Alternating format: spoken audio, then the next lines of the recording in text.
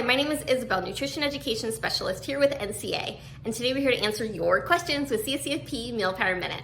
Today's question is, how can I develop a breastfeeding-friendly environment at my center or daycare home? Well, it's wonderful that you want to develop a welcoming space for mothers who breastfeed. By providing a clean, quiet, comfortable space for mothers to breastfeed, you're encouraging them to breastfeed even longer.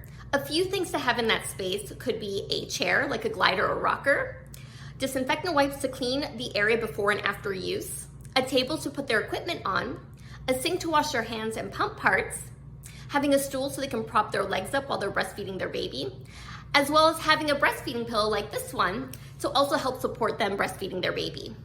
Although having a breastfeeding-friendly environment is not required in the CACFP, it is a best practice. All right, there's your tip. See you next time at CACFP Meal Power Minute.